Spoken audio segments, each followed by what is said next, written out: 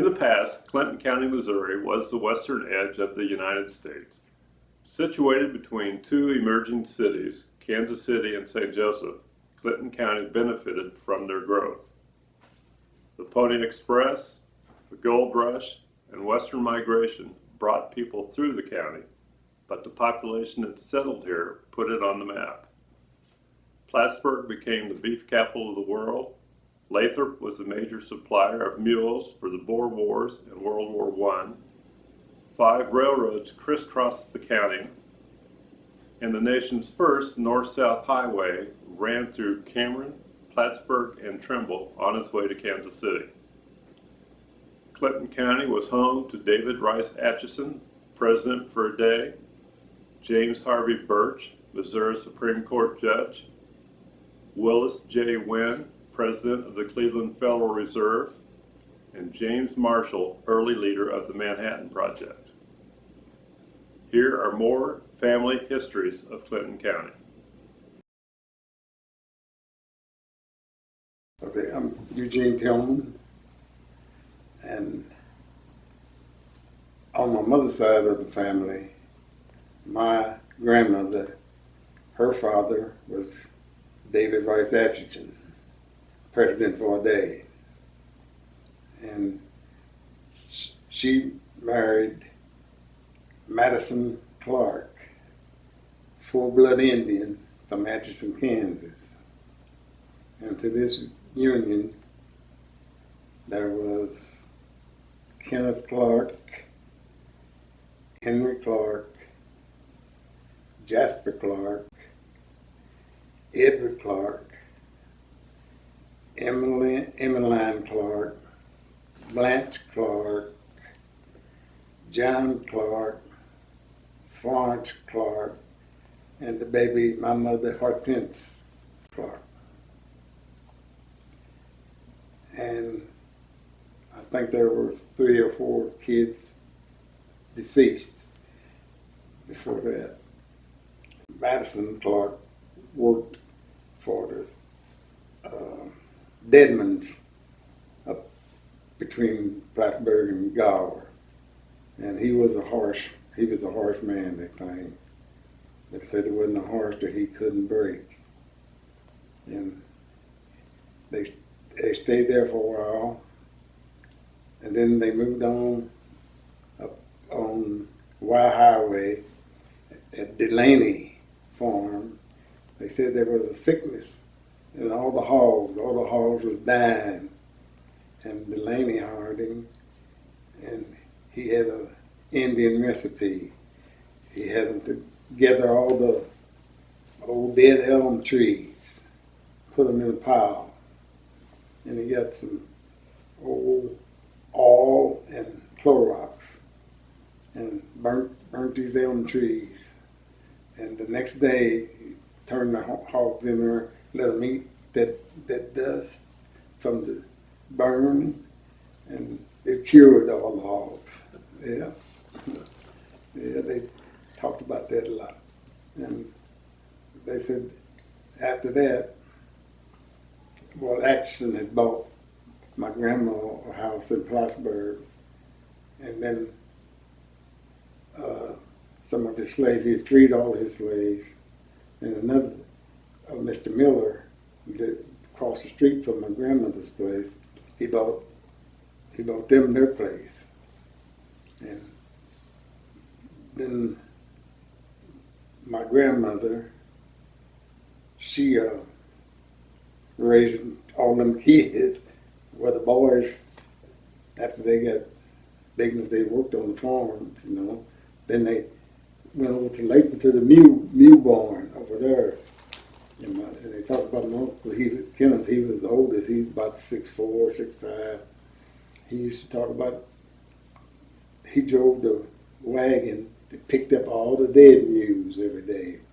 And my Uncle Johnny, he was young, he dug horse graves, they dug the graves, and Uncle Kenneth and his crew had load them old big mules up on the wagon, take them down there, and they bury them, and they did that. Then after that, they all moved to Atchison over there that worked in the rock quarries. Black guy on the rock quarries, Kerfords, over at Atchison. And they all went over there and worked underground for doing that for a few years. Then I think the war broke out about that time or something, and Uncle Ed, he went to Chicago, and Uncle Henry, he went to Detroit. Mm-hmm. Mm-hmm. And then, like, every summer in July, they'd have homecoming at the church, and all the brothers would come back to Plattsburg to our house in the summer. They'd get together, and first thing they wanted to do was take a ride out to where they used to work, you know, and look at the farm. Uncle Kenneth, he'd say, "Now I buried old mule right over there with that tree," and all that, you know. But they got a kick out of coming back to see those spots, you know.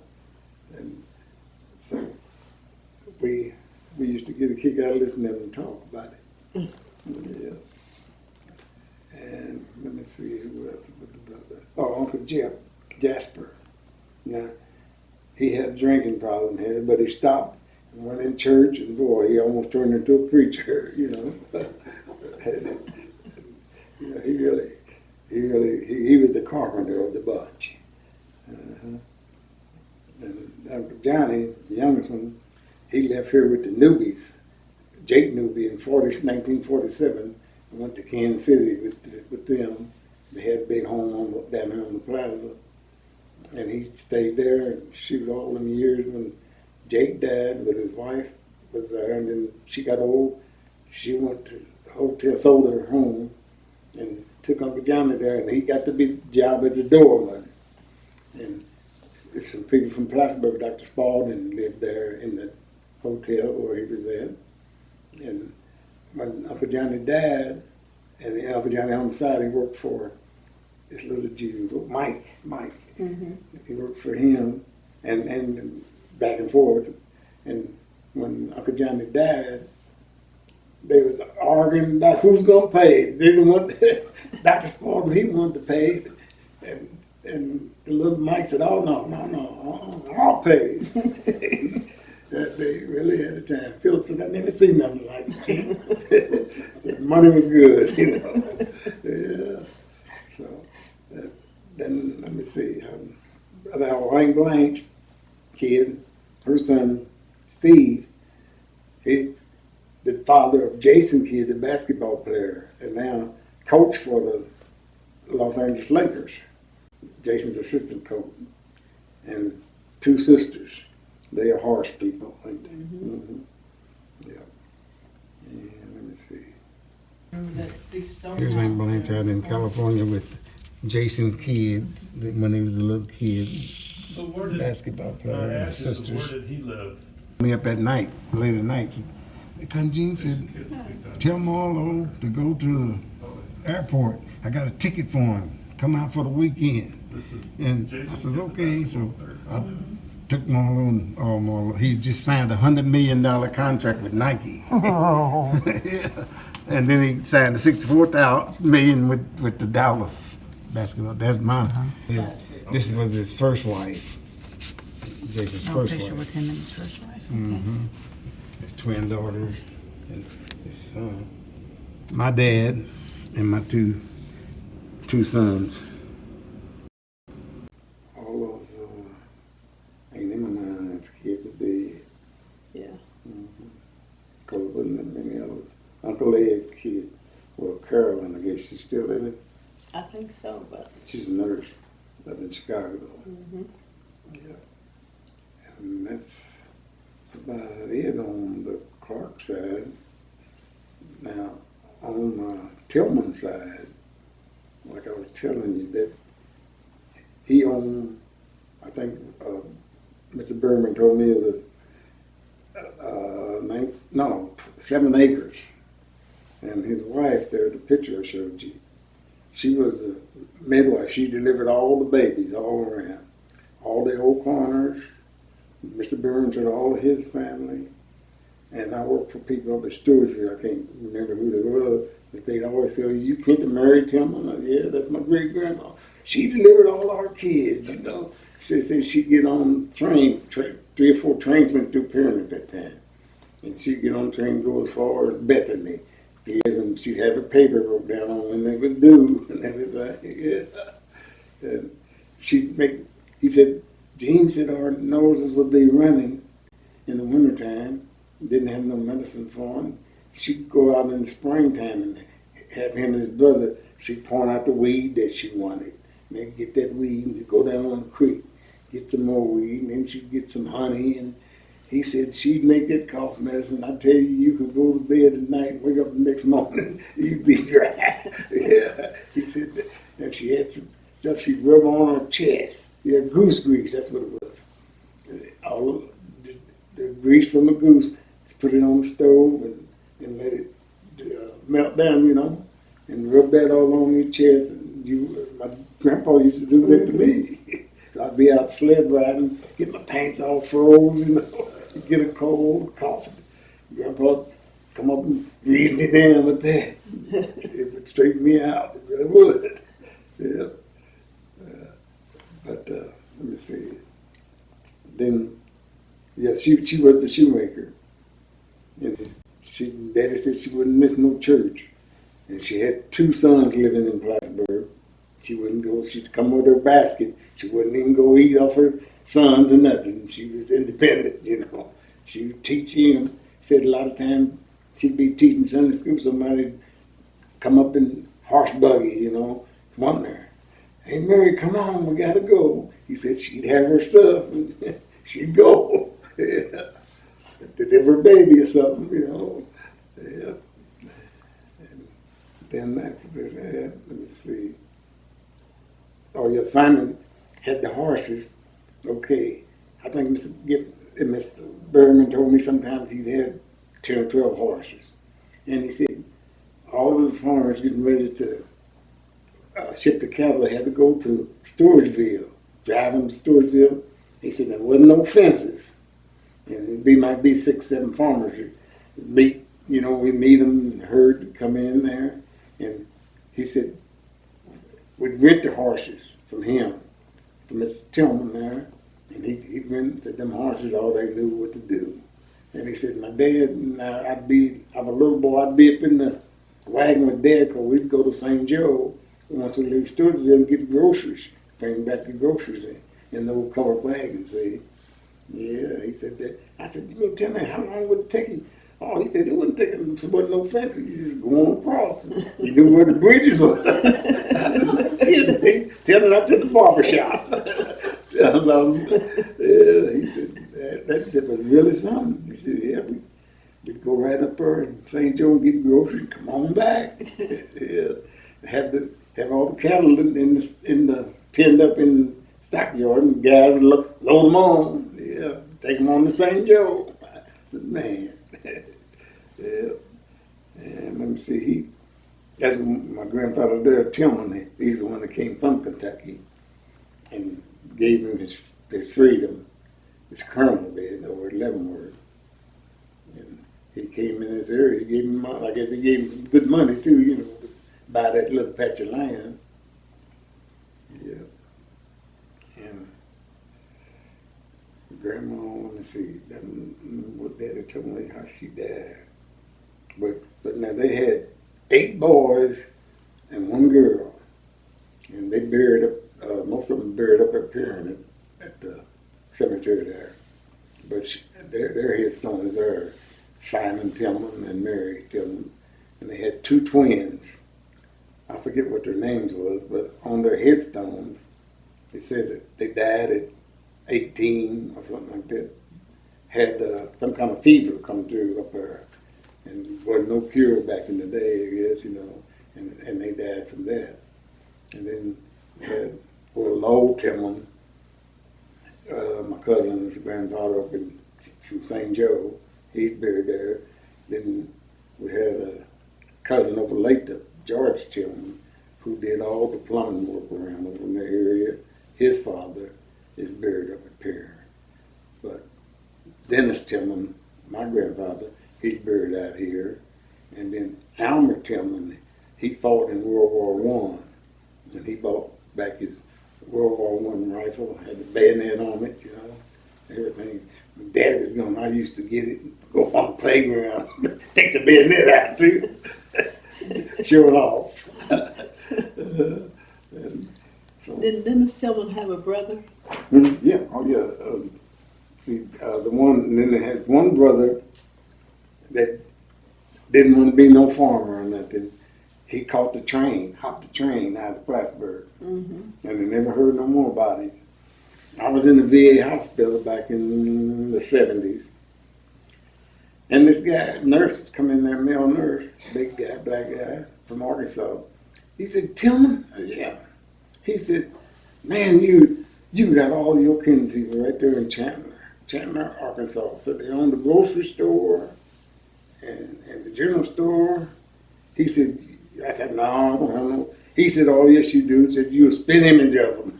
Yeah. And I said, "What?" He said, "Yeah." And I said, "Well, my grandfather had a brother that left Plattsburg. Nobody never heard of him. I said, maybe he went there, you know, or something." But he said, "Oh, I'm going to tell my mom. I'm going to call up down there and tell him that you were really related to them." Yeah. And I never heard no more from him, you know. But he said the grocery store and everything down at the Tillman owned that in the general store. Yeah, that was the last. Because now the daughter, the one girl that they had, she's the one that went to Belton. Clay Burs's grandmother. Oh, okay. That's her right there. Mm. Mm-hmm. No, that's her mother. No, that would be her. Clay Burs's. No, it wouldn't be. She's the mother of Clay Burs's mother. Oh, okay. Mm-hmm. Mary. Yeah. That was their own Mary daughter. Burge. Uh-huh. Burge, he came here from the train, on the train, and working, fixing tracks. And that's where Grandma met Madison. He came to Plattsburg on the train, Mm-hmm. fixing tracks. He had a black snake whip. They called him Black Snake Charlie. He did whip him. And when he hired Elmer said, don't ever put that whip on me. He said he forgot one day he was gonna put the whip on me, and I'm gonna put that 32 on him. Oh. And he said, I never did that no more. Put that whip away. But he said Elmer, he didn't have to be there. Elmer could run the farm, and he knew what to do, you know.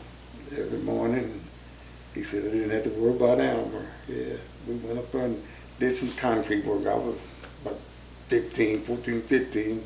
Old man Jones. He'd let my daddy hunt and fish anytime on in his land. Yeah. So your dad was in construction then? Mhm. Your dad, Yeah. okay. And barbecue restaurant. Yeah. Do you have a restaurant in town? Yeah, we had the barbecue restaurant in Rome, right up from co-op. Grain. We built on to that. So your dad made that famous then? Because I've heard all Yeah. about that. Yeah, yeah. Yeah, he did a lot of barbecuing. Mm-hmm. C.B. Tillman, my dad's older brother. Now Daddy said he never saw him in a pair of jeans or nothing, work pants. He started out shining shoes uptown here at the courthouse, outside shining shoes. And he did that on till he got, I don't know, I think he left Plattsburg probably in his 20s and went to Leavenworth. Went out there to Fort, stayed out there for about 55 years. And I mean, made money, shining shoes, all he ever did. And played the saw. He bought the saw over to Daddy's restaurant one night. Daddy told everybody to come over and listen to him play that saw. And boy, he wouldn't think a saw could put out a tune like that. But he could. And they had a band in Plattsburg back there. They did down in Memphis where they have big dances down there, and he played the saw. Yeah. Mm-hmm. Yeah. Right down there at the Shady Grove School, we was cleaning up Miss J.D. Harris. He was one telling us about what it was. Uncle Ed played drums, Luke Jackson on the harmonica, and Mr. B.F. May was a guitar player. Guitar.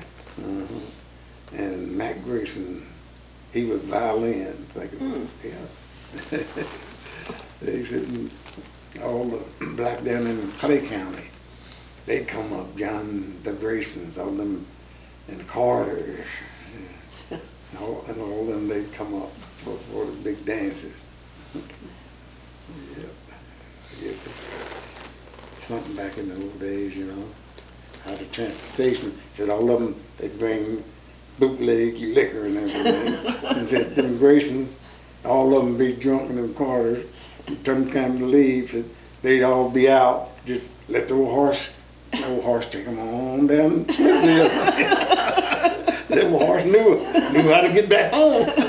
Boy, he had us dying like tell us about it. Yeah. Did your dad ever make bootleg liquor? Huh? Did your dad ever make bootleg liquor? No.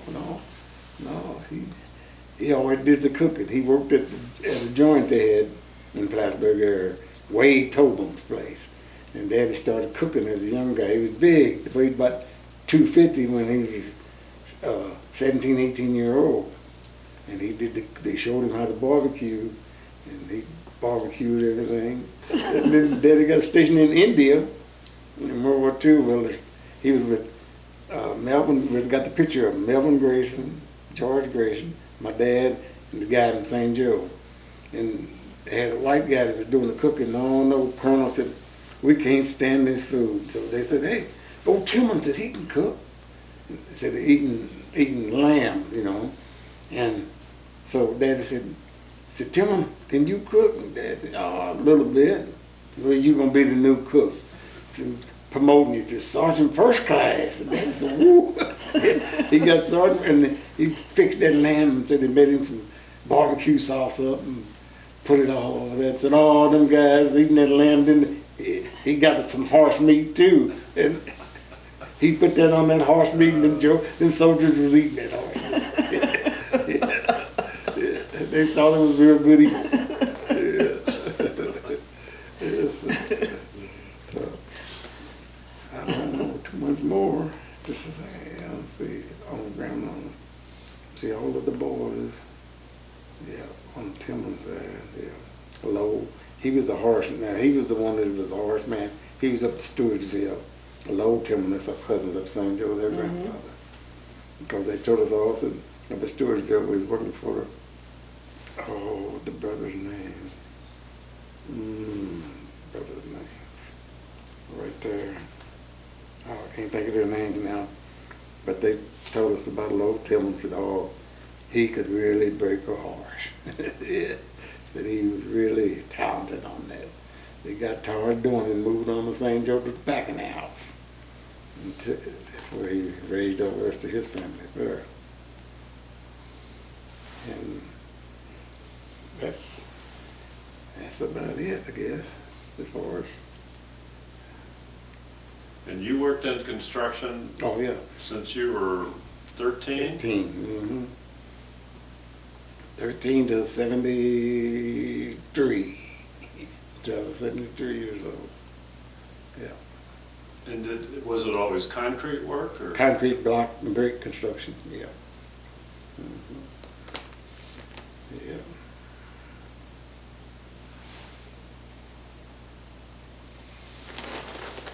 And I worked at Ford for 10 months, and I had a big layoff when President Nixon was president.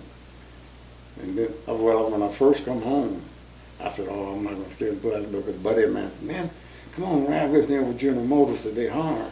I said, oh, no. He said, come on, ride. I said, okay, it was hot. And so I was going to sit in the car. I said, oh, come on in. You got to fill out no application. I went in, filled out the application, everything. We just partied and go back into Kansas City. So we went back into Kansas City and partied and come home late that night. My mother said, you got a phone call. General Motors done hired you. I said, what? I'm going back to California. I don't want no job here. Shoot. So I went over there, worked for about 3 months. They had a wildcat strike. All the guys I was riding with was already in the union, see. And so nobody was going over there, so I didn't want to cross no line, you know. So I give that up. I said, well, I'll go help the old man out. That's what stuck me back. Yeah. Then I raised my kids here in Plattsburg. My daughter, she went to school down at Central Missouri, Warrensburg. And then she left there and come back and went to Ballarat, and she's a lab tech. She was a lab technician for St. Luke's for 18 years, but she got this rheumatoid arthritis, which runs in my mother's side. All the girls have it, with the hands and everything, you know. So they give her disability, and she moved to Phoenix, Arizona, now, where she said the climate's really nice for her out there. And my son, Maurice, he went to Tokyo on a basketball scholarship, and Tokyo closed down that 1 year, and then he transferred over to Highland, Kansas, and then went up to Maryville. He called his dad. I said, what? He said, Army recruiters is up here. I said, I think I'm going to join the Army. He said, well, okay, if that's what you want, you know. So he joined the Army, and he stayed in there for 14 years, and he was in the Grenada raid and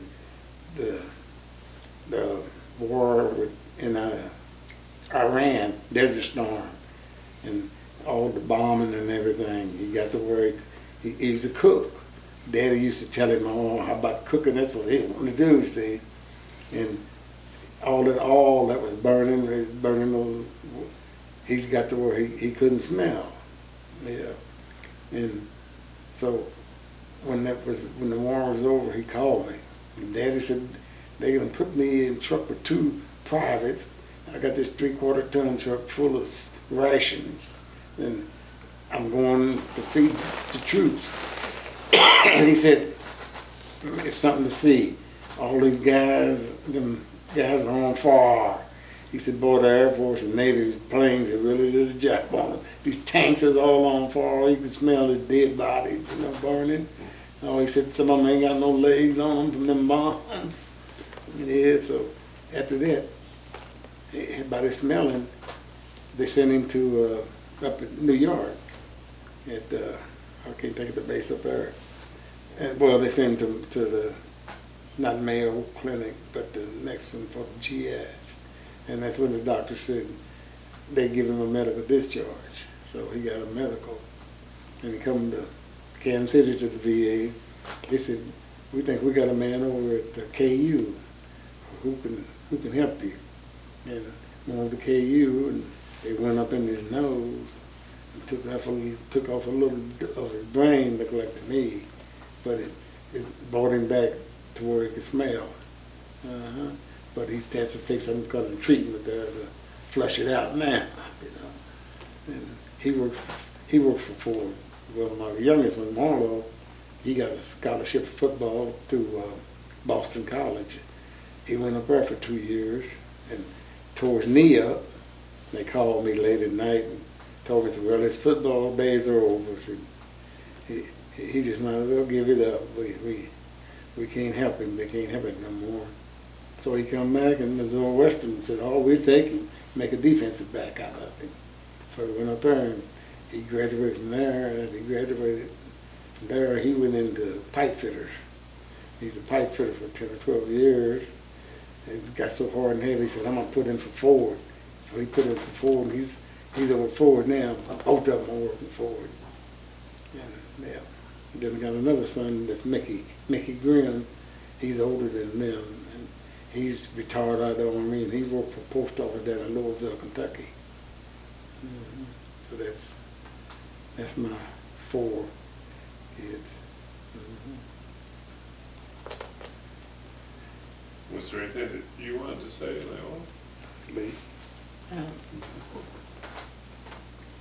Yeah, so that's about it on the Tillman side. But now, Grandma Clark, by being Atchison's daughter, you know, he he really claimed them. And then Miss Carmack lived here, and her brother Mannix and down the road there.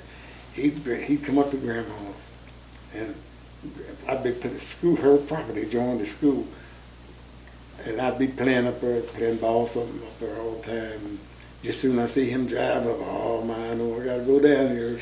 She, come on down, go get the other kids. I go round them up.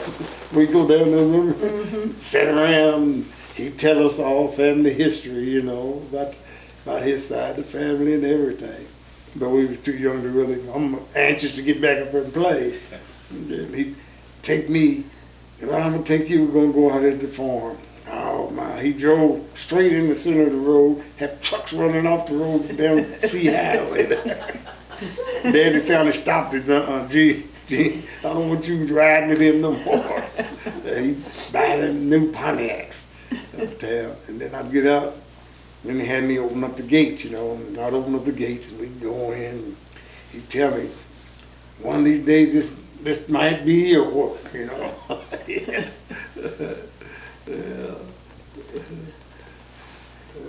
We come back town, he'd reach in his pocket and give me a quarter or something, you know. But that quarter was a lot of money to me. Because we had a little grocery store right down from my grandma's, and go down there and get them pop and cake, cookies, you know. Yeah. But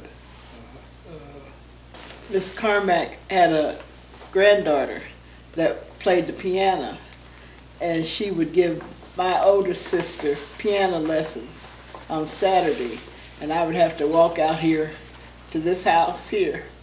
The piano was in that room. And while Barbara took piano lessons from Sarah Carmack, Sarah Catherine. that was a daughter. Huh? That was a daughter. That's her daughter, okay. Do we know if that's the same Is piano? that the same piano? Same piano, okay. No, I don't know. Oh, I It don't isn't know. the same piano. So I think that's about it. Okay,